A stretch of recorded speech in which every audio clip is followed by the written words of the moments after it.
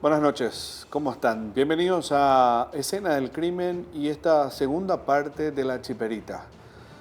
La Chiperita María del Carmen, esta niña de 5 años de la ciudad de Eusebio Ayala, la hija de una familia que se separó por cuestiones económicas. Su madre decidió llegar hasta la capital para poder trabajar en esto que conocía la familia, el negocio de la venta de chipa, este alimento a base de almidón, de harina de maíz, de queso, muy tradicional en nuestro país y bastante más aún en esta ciudad, en este punto del país. La mamá decidía hacerlo sola, la niña de vez en cuando con ella, y para ese entonces, y hablo del año 1992, la niña trabajaba prácticamente con el papá, de vez en cuando con la madre, y en una de esas ocasiones amaneció muerta. En ese entonces hablaban de muchos sospechosos, pero lo que no se podía entender era que su padre, su propio padre, su padre biológico, era el sospechoso y principal de haberla abusado sexualmente y matado de una manera atroz, de una manera salvaje. Esto por el testimonio de uno de los hijos, en realidad el hijastro, que lo había visto salir en una de las noches, en una de esas noches en la que había quedado a cuidado de él, teniendo en cuenta que la mamá se trasladaba a la capital. Pero no me quiero adentrar mucho. Ustedes van a tener en este siguiente resumen de lo que fue la primera parte del caso de la Chiperita, todos los detalles de lo que vimos la semana pasada. Resumen del caso de la Chiperita.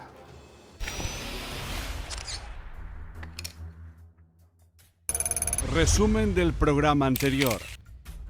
Eusebio Ayala, una apacible ciudad en el departamento de Cordillera, se destacaba por su serenidad y la calidez de su gente. La vida transcurría en un ritmo pausado, donde las familias convivían en armonía y los niños jugaban libres por las calles y campos. Sin embargo, esta calma se vio abruptamente interrumpida el 14 de marzo de 1992, cuando María del Carmen, una niña de 5 años conocida por todos como la Chiperita, desapareció misteriosamente. Aquella noche María del Carmen sufría de fiebre, por lo que se fue a dormir más temprano, compartiendo cama con su hermanita de 8 años. Su padre, Jaime, la medicó y la arropó antes de que ambos cayeran en un profundo sueño. A la 1:30 de aquella madrugada, Jaime se despertó y al no encontrar a su hija en la cama, comenzó una búsqueda desesperada en la casa, despertando a sus otros hijos y a los vecinos.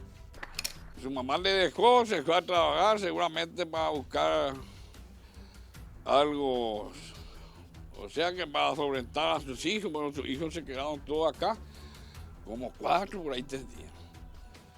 El mayor de todos era Cristian. En la oscura madrugada, la comunidad de Eusebio Ayala se movilizó para buscar a la pequeña María del Carmen. Gritaban su nombre y revisaban cada rincón del barrio San Rafael, pero no había rastros de la niña. La incertidumbre y la preocupación se apoderaron de todos hasta que, con la llegada del amanecer, se reveló un terrible hallazgo. Casi todos los personajes hoy están fallecidos. Los sobrevivientes somos escasos. Bueno, como Arévalo no estaba, Ocampos le informa a Arévalo a través de llamada telefónica, porque celulares no existían. En esa época no había patrulla, no había celulares, no había las tecnologías que hoy existen. No había ambulancia, etc. El delegado de gobierno ponía su vehículo, en fin, era un 4x4. Estaba al servicio de la comunidad. El 15 de marzo de 1992, a las 6:30 de la mañana, Cristian, el hermanastro de 11 años de María del Carmen, encontró su cuerpo a la orilla del arroyo Piribebuy. La noticia del hallazgo sacudió a Eusebio Ayala. Las autoridades iniciaron una investigación y las sospechas comenzaron a surgir. Cristian afirmó que vio una sombra y la identificó como la de su padre Jaime, entrando y saliendo de la habitación de María del Carmen aquella noche. Aquí, debajo de esta higuera, en este lugar. Aquí.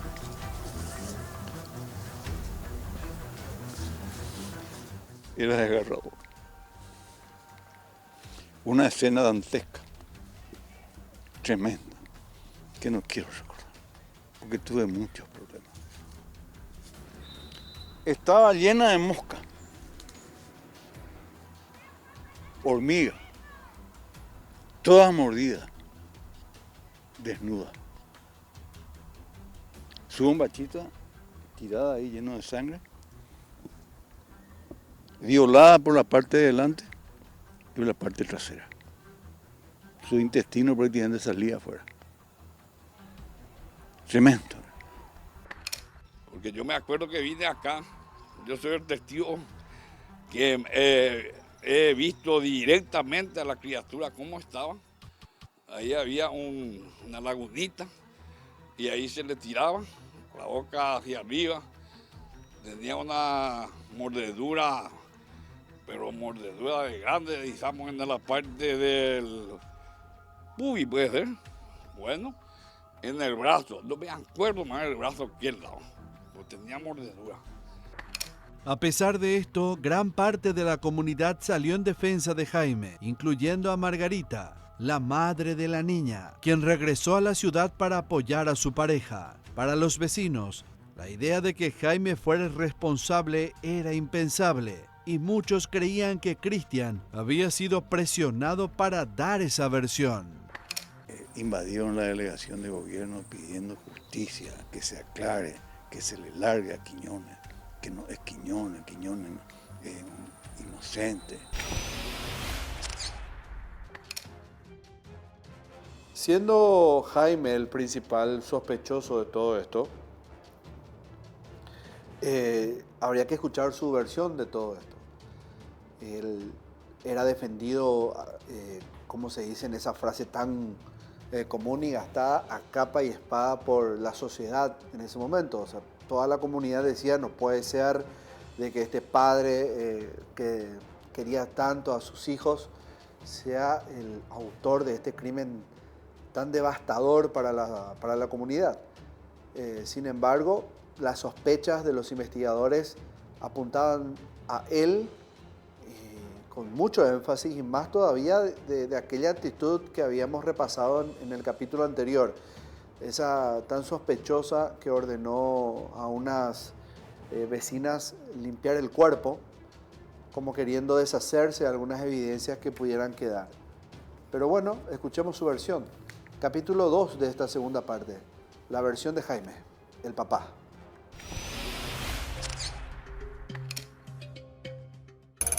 La versión del papá.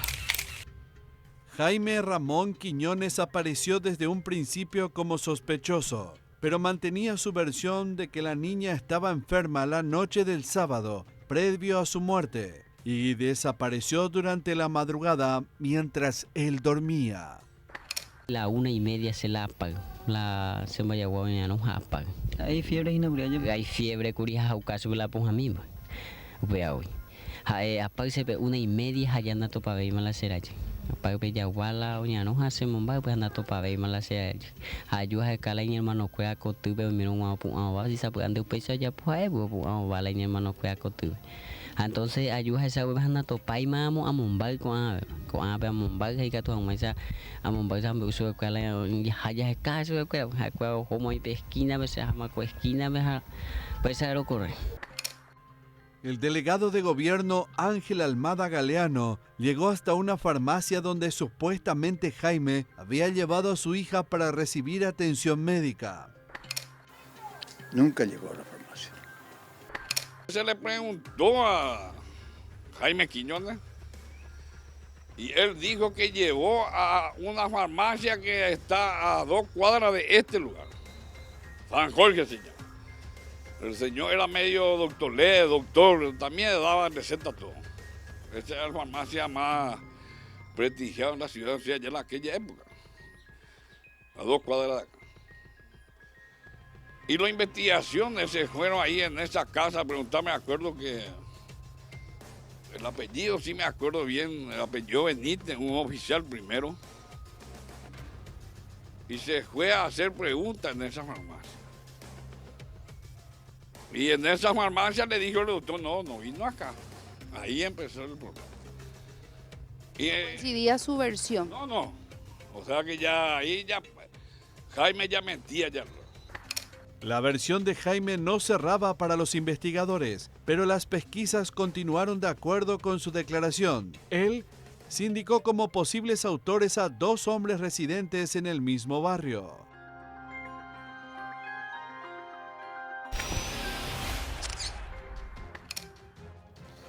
A la coartada de Jaime se agrega un dato puntual y tiene que ver con una lista de sospechosos. De entre esos, Jaime cita a una persona que compartió en la noche del suceso, en la noche donde habría sucedido el atroz crimen de esta niña. Esa persona sería bastante cercana, no solo en cuanto a locación, era un vecino, sino que también era probablemente una persona conocida. Y es ahí donde adquiere, digamos, un volumen de importancia el hecho de que lo nombre. No sabemos cómo, en ese momento, digo, trasladándonos a la época, no sabemos con qué interés lo hizo, si fue para dispersar la atención de los investigadores o lo hizo con la intención en ese momento de sacarse la responsabilidad que pesaba sobre él en la investigación, que hasta ese momento era solo de la policía. Probablemente dentro de la investigación los agentes eran los únicos que sospechaban fuertemente, tenía de su lado aún a la sociedad que alababa por justicia, eran los únicos que los respaldaban.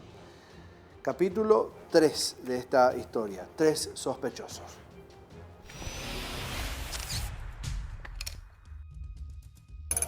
Tres sospechosos. La presión de los lugareños, la versión del papá y el testimonio de Cristian no se condecían. Inmediatamente tras el hallazgo fueron detenidos 2 hombres. Con uno de ellos, Jaime había compartido tragos la noche en que Carmencita supuestamente estaba enferma. Fueron detenidas 2 personas inicialmente. Fueron detenidas Héctor Hugo Aguayo Delgadillo y Perfecto Villalta Castillo. Uno de ellos acababa de salir de la cárcel, eran los 2 más indicados. Ya posteriormente, cuando hubo ciertas, se le detuvo al que era su el papá, que es Jaime Ramón Quiñones Coronel. En ese entonces, la coartada de Jaime fue que estuvo ausente en la casa y cuando regresó ya no encontró a su hija en la cama. Otro testimonio que reforzaba al principio esto era el de la esposa de uno de estos sospechosos, Héctor Aguayo. Porque su propia esposa, Chipera, mi caudillo, denunció de que Aguayo vino a la madrugada totalmente mojado, ensangrentado, limpiando su ropa y su vaquero en el arroyo, que queda ahí cerca de García Ricardi.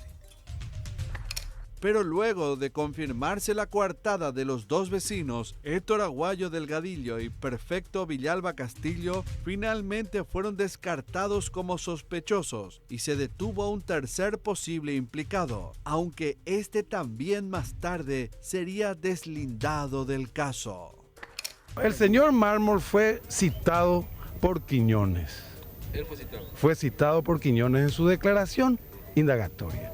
Pero ya en la policía, durante la investigación, también lo citó a Mármol. Entonces Mármol fue traído detenido y se hizo un careo y está totalmente esclarecido. Mármol inició la inspección ocular allá, porque Mármol también trabaja en la chipería. Y Mármol trabajó en la chipería conforme todo lo que estuvieron haciendo en la inspección judicial. y la reconstrucción, el que estuvo hasta las 6 de la tarde. De allí se fue con la propietaria y su familia a Villarrica. Vino a las 11:30 de la noche. Y usted no estuvo en la reconstrucción, caballero. Y bueno, y así declaró, ¿verdad? Y quedó a dormir ahí, estuvo hasta las 3 de la mañana. Y todos los compañeros le vieron, ¿verdad? Referente a Villa Alta, que también lo citó Quiñones como posible actor,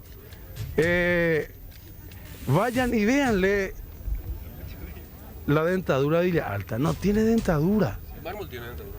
Mármol tiene. No se hizo ninguna... Se va a hacer también, se va a hacer. Pero no sé, hasta el momento no Hasta este momento no, porque recién le agarramos ayer a Mármol. Sin embargo, el testimonio de Cristian era un elemento ineludible para el delegado de justicia y centró su investigación en el padre.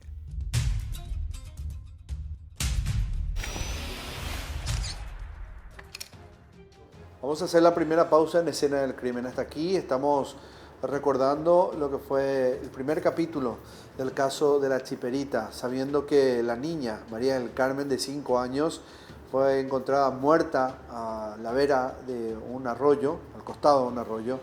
Estaba desnuda, con rastros de violencia de una manera atroz en cuanto al asesinato. Una actitud sospechosa, por demás sospechosa diría yo, del papá cuando había ordenado a unas vecinas lavar el cuerpo para velarla, y después la versión que dio Jaime, el papá, con respecto a lo que habría ocurrido esa noche, donde uno de sus hijastros asegura haberlo visto salir de la casa en la noche en que habría ocurrido todo. La lista de sospechosos que da él como parte de su coartada se agrega a una investigación que todavía va a dar mucho que hablar, pero esto vamos a saberlo a la vuelta de esta primera pausa que vamos a hacer en esta segunda parte de La Chiperita. Corte y ya volvemos.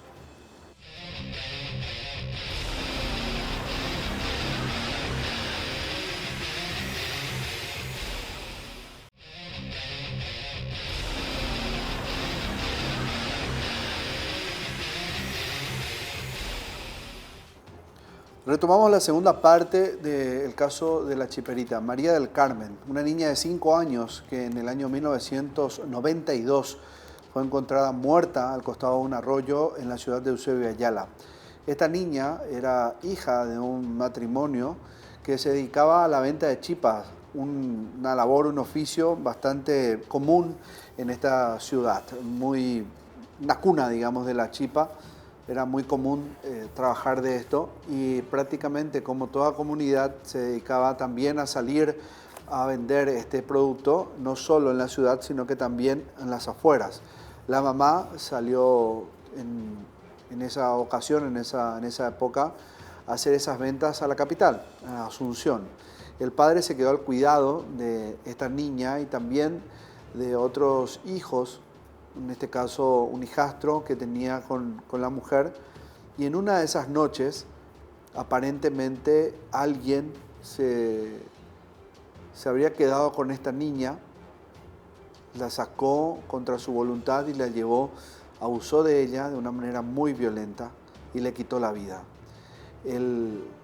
La forma en que abusó de ella, como habíamos recordado en el capítulo anterior, no queremos entrar en un detalle puntual por la forma tan cruenta en que lo hicieron, pero sí les puedo decir de que no hay forma humana en que se pueda entender esto.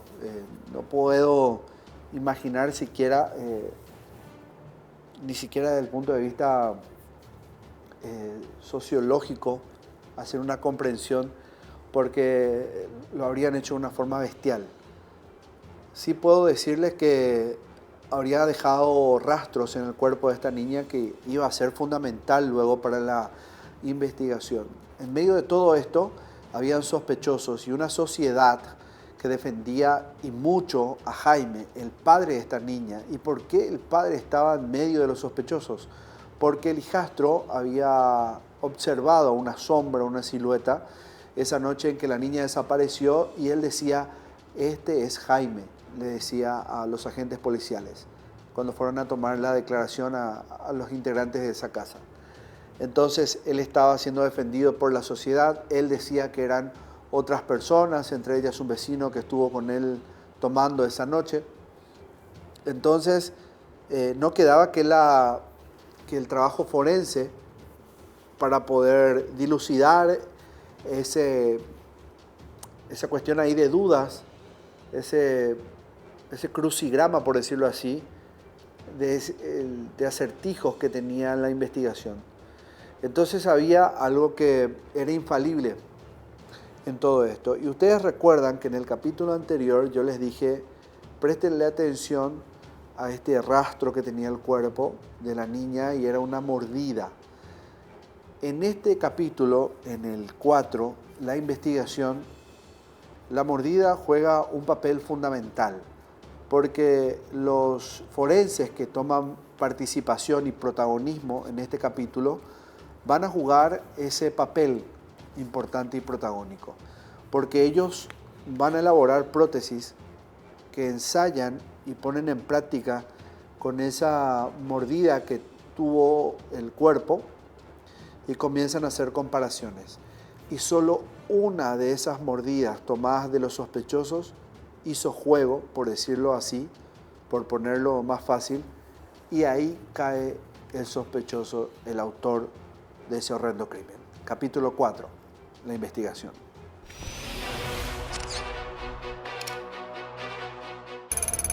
La investigación. El mes de marzo de 1992 fue uno de los últimos de un extinto sistema de gobierno. En aquel tiempo no existían fiscales ni juzgados de primera instancia. La justicia estaba centralizada. La división organizativa de la Policía Nacional en departamentos para investigación tampoco existía. Solo la policía de la capital, que no tenía jurisdicción fuera de sus límites distritales. En los departamentos fuera de Asunción, la máxima autoridad eran los delegados de gobierno, que tenía a su servicio la policía conformada por alcaldes, subalcaldes y sargentos a cargo. Esas tres jerarquías estaban directamente a las órdenes del delegado de gobierno, quien designaba, trasladaba, no necesitaba ninguna autorización de ninguna otra autoridad.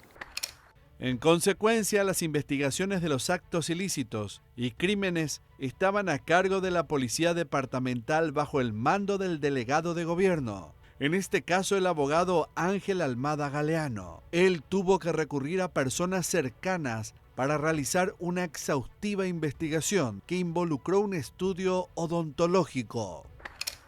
Porque en aquella época el levantamiento de cadáver se hacía por un médico o por una enfermera, se hacía el levantamiento de cadáver. No es como ahora. O sea, el cuerpo se llevó ya para hacer la parte forense, se llevó ya un estudio hacia Asunción. Y el resultado de todo eso fue. Antes se hacía el levantamiento así nomás. Inclusive nosotros íbamos policía, nos íbamos y traíamos en un papelito, poníamos donde tenían las heridas, porque estábamos, por ejemplo, no quisiera salir del caso, pero yo llegué a estar en Pastoreo, pues llegué a hacer levantamiento de cadáver a 70 kilómetros de ahí. Y Pastoreo no tenía médico, tenía un técnico enfermero, yo tenía que traerle todo, espacio intercostal, la herida, qué profundidad, todo eso, tenía que ponerle todo y ellos hacían el informe. Era así antes. Y a partir de ahí le involucro en un trabajo científico, altamente científico, a mi señora esposa, la profesora doctora Felisa Benítez de Almada Galeano, que en esa época desempeñaba dos cargos: odontóloga cirujana de delegación de gobierno, atendía a soldados, a alcaldes, subalcaldes, atendía en la... Ella fue la que hizo la prótesis. En el obispado de Demetrio Aquino. Y también era odontóloga cirujana en el puesto de salud de IPS. Y vamos a hacer la prótesis de los sospechosos para ver esa prótesis si calza o no calza dentro de las mordeduras. Observé que David Quiñones tenía una fisura en el medio de su diente.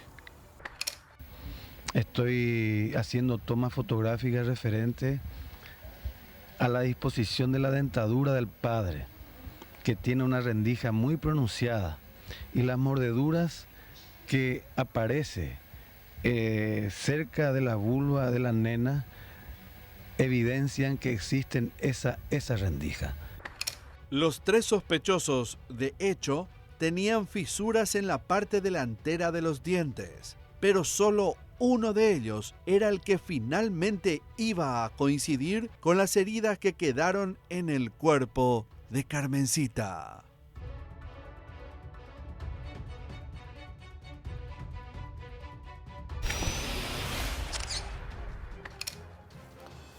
Con esta prueba irrefutable coincidió finalmente y las sospechas que tenían en un principio los investigadores. Lo que vio el hijastro de Jaime era cierto. Fue él, el propio padre de esta niña, el que abusó de una forma salvaje, atroz, inhumana de su propia hija. El delegado de justicia tenía ya la certeza forense de que se trataba de este hombre.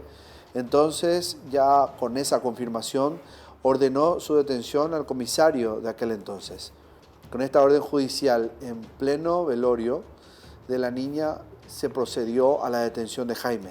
Así fue como la historia prácticamente comenzaba a acabarse y se hacía justicia para esta pequeña niña. Capítulo 6, la detención de Jaime. Capítulo 5, la detención de Jaime.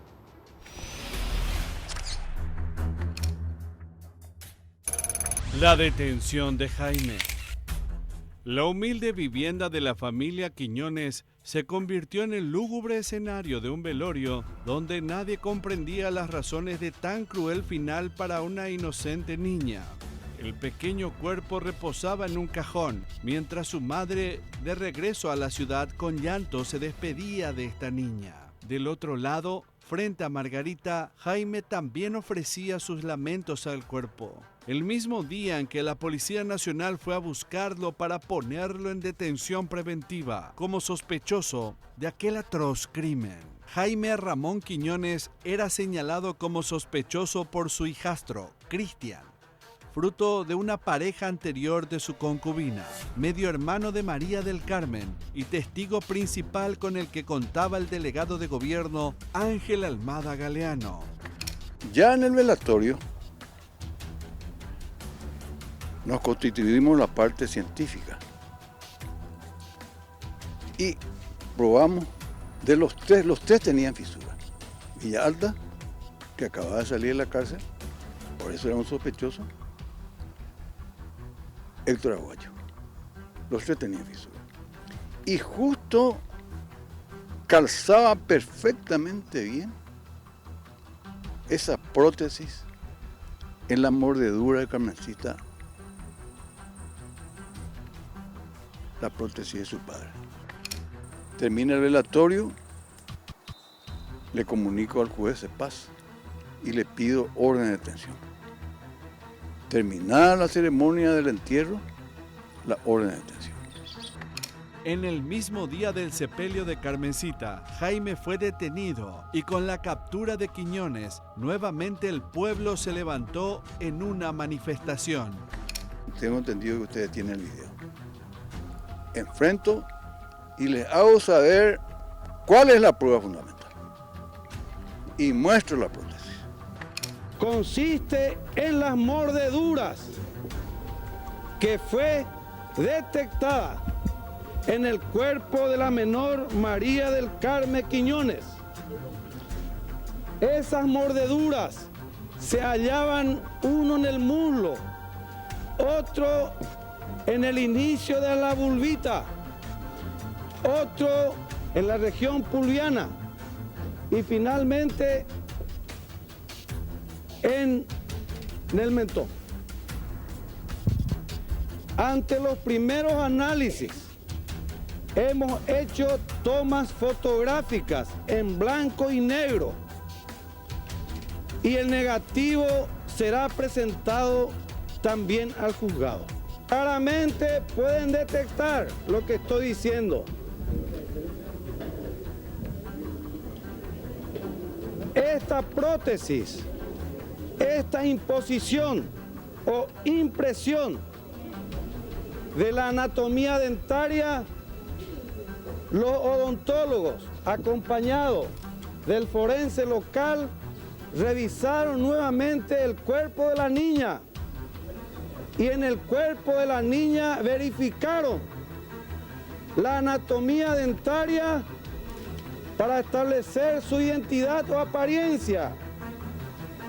Y el maxilar izquierdo propiamente castró, entró, se fijó en las huellas del maxilar izquierdo existente en el cuerpo de la menor. Surgieron varias evidencias. En el lugar del hallazgo de la criatura se encontró objetos que eran de él, donde se le encontró, y que evidenciaban de que él estuvo por ahí cerca o le trajo ahí o algunas cosas. Tal así que en la parte judicial ya el juez es lo que tienen muy en cuenta para condenarlo a él. En ese mismo momento, el delegado de gobierno ordenó también la detención de una hermana de Jaime como presunta encubridora. Mire, Arévalo, si está la hermana de Quiñones, agárrelo, tómelo, que quede acá en dependencia para su investigación. Para ese entonces, el único sospechoso ya era el propio padre de la niña.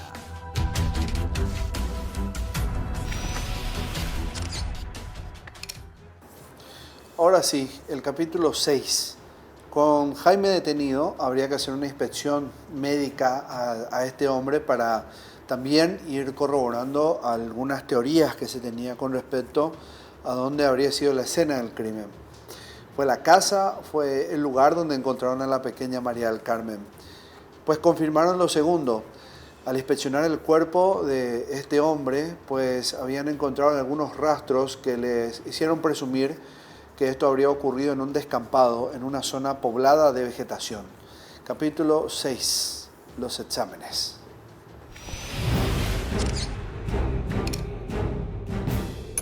Lo examinaron.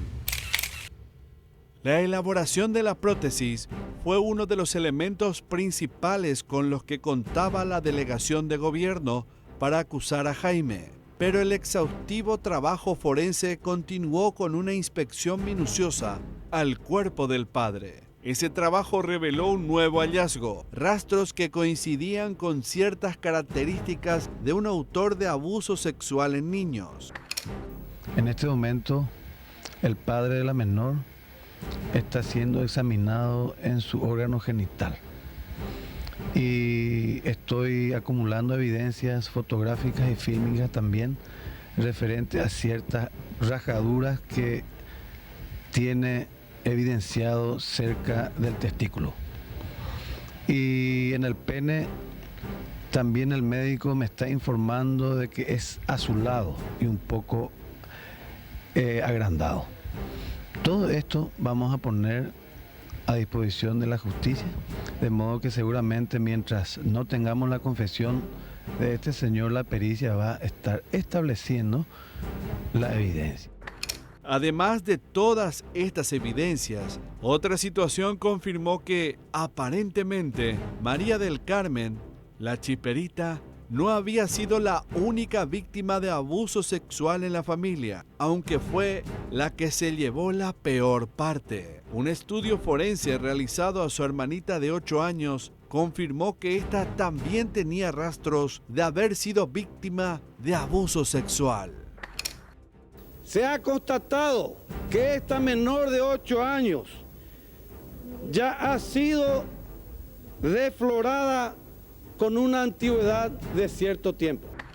De alguna forma, esta situación hacía más sólidas las sospechas sobre Jaime. Era un depredador.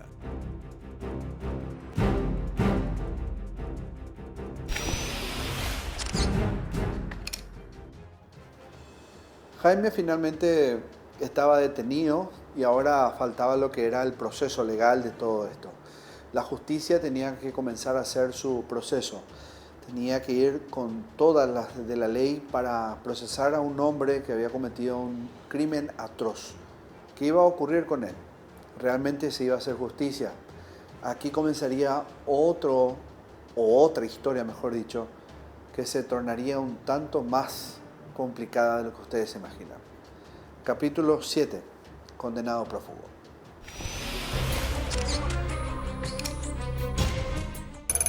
Condenado prófugo. Jaime Ramón Quiñones fue detenido y procesado por el crimen, pero luego obtuvo la revocatoria del auto de prisión por orden de un tribunal de apelación. Por razones políticas, él andaba como preso a Zambuco. En esa época, un político muy fuerte acá, pidió por él, salió, andaba por acá y permaneció prófugo. Aunque el delegado de gobierno estaba convencido de la autoría de Jaime y su compañero de tragos, Héctor Aguayo, la justicia tardaría más de una década y media en finalmente deliberar. Aperitaron toda esa noche hasta la medianoche. Y que Carmencita falleció en la casa. Y vino y le tiraron ahí. 15 años transcurrieron hasta que en el año 2007 Jaime Ramón Quiñones fue condenado a 25 años de cárcel, estando prófugo de la justicia. El juez Carlos Ortiz llegó a la conclusión de que los elementos de prueba arrimados al juicio fueron contundentes y que no merecían objeción alguna. Entre ellos el informe odontológico elaborado por los doctores Carlos Chamorro, Felisa de Almada y César Almada Galeano, en el que señalan que el modelo de mordedura presentadas en el cuerpo de la víctima coincide con la dentadura del padre. Los médicos forenses que realizaron una autopsia del cuerpo de la menor llegaron a la conclusión de que la pequeña víctima presumiblemente fue primero muerta y luego violada. El 17 de junio del año 2007, leída la sentencia, el juez Carlos Ortiz Barrios ordenó a la Policía Nacional la inmediata detención y reclusión del condenado en la prisión del Penal Nacional de Tacumbú. Jaime nunca fue detenido.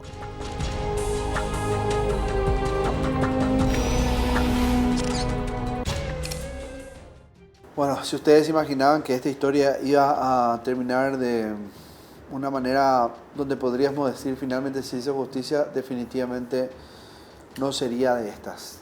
Terrible, ¿verdad? Y les hace recordar quizás a Felicita Mandarina. Podría ser. De los episodios que nos dejan como un país con muchas deudas en cuanto a la justicia o la injusticia que se comete en nuestro país con los crímenes a menores de edad. Pero falta todavía un capítulo que contarles de esta historia de la Chiperita. Vamos a hacer la segunda pausa en Escena del Crimen y al volver el cierre de toda esta historia.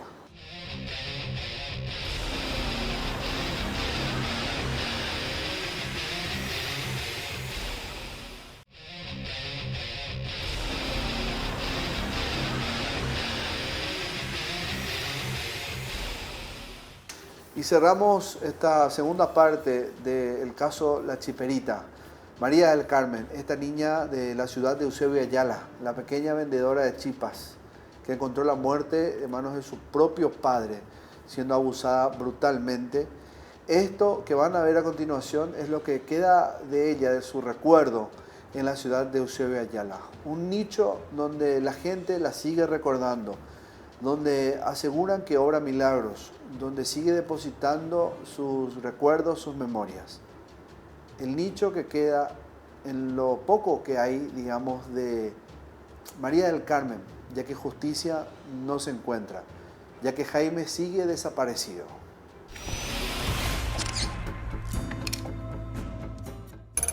La niña del arroyo. Pero era tan linda, me acuerdo que jugaba, yo pasaba así en mi casa, era cerquita, unas 50 metros nomás. A veces cuando yo tenía libre me venía a visitarle. A 32 años del crimen, el nicho de María del Carmen fue agrandado y aunque hoy día se encuentra un poco abandonado, muchos aseguran que la niña es milagrosa. El suboficial que encontró su cuerpo asegura que él mismo es testigo de su fuerza milagrosa. Y bueno, y principalmente yo cuando la encontré ahí tirada, ensangrentada, como dijo el doctor, yo le pedí a ella misma ahí que me proteja, porque siempre me saluda, ¿verdad? Cuernillita, que hace, linda, mi nenita. Yo le pedí ayuda, ayúdame, Carmelita, para que yo pueda llegar a mi objetivo. Concede por mí al Señor Dios, que está en las alturas, voy a estar con Él. Y ayúdame para llegar. Y bueno, alcancé los 30 años. Yo creo que tiene milagro. ¿Entendés? Porque varios enfrentamientos tuve cuando entró la Policía Nacional.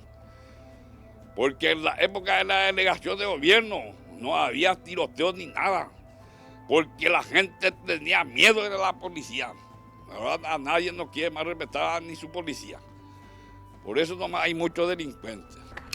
A metros del lugar del hallazgo del cuerpo de María del Carmen, los devotos levantaron un oratorio. Hasta el día de hoy, los veraneantes se acercan al lugar aprovechando su visita al arroyo Piribebrí y encienden una vela. Alrededor de sus paredes el oratorio atestigua con placas dejadas por aquellos a quienes Carmencita les cumplió un milagro, que la pequeña es amada por los lugareños y paraguayos que incluso desde el extranjero llegan para agradecerle.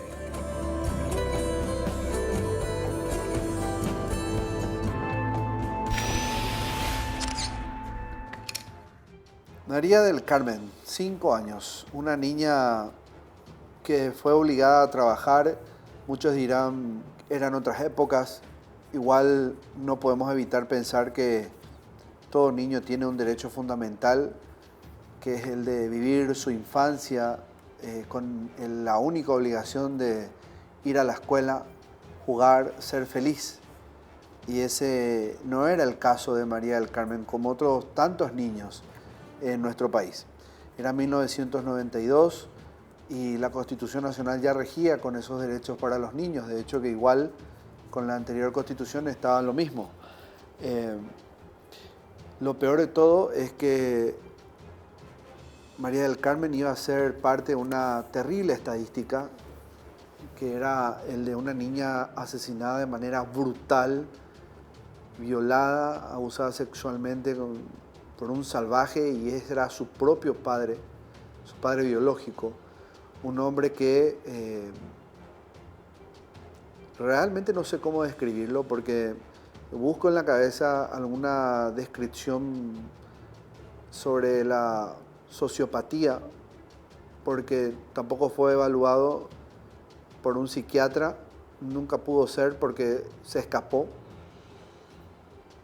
Nunca enfrentó a la justicia, o sea que además es cobarde. Entonces pudiéramos explorar la sociopatía.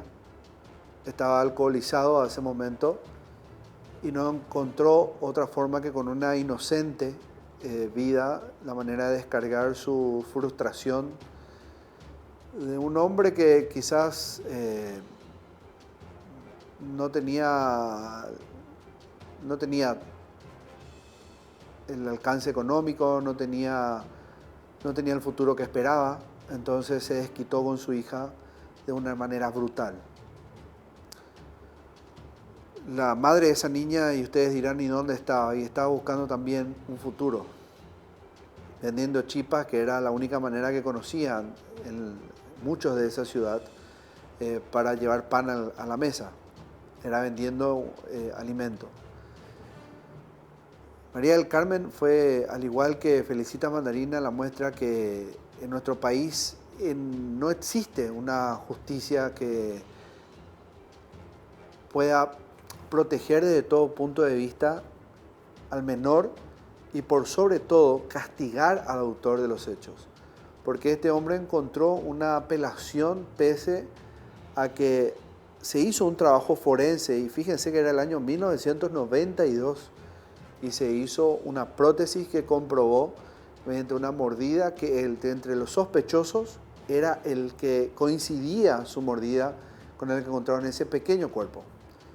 Y además de todo eso, en el cuerpo suyo había rastros que coincidían con la escena del crimen. O sea, todo daba con certeza que él era el autor, era el homicida, era el salvaje, era el asesino. 15 años pasó y recién recibió la condena. 25 años de cárcel. No se lo encontró nunca. No sabemos si sigue vivo. Y si sigue vivo, tienen que hacerle saber que tiene todos los peyorativos encima por haberle quitado la vida a su hija. Y de una manera tan atroz. Qué injusticia, ¿verdad? La verdad que no sé cómo cerrar el programa. No tengo idea. Que vaya a la memoria de esta pequeña niña y por sobre todo cuiden a sus hijos siempre. Nos reencontramos la próxima en un capítulo más de Escena del Crimen. Y no se olviden que tienen que seguirnos siempre en nuestro canal en YouTube a través de la cuenta de Unicanal. Adiós.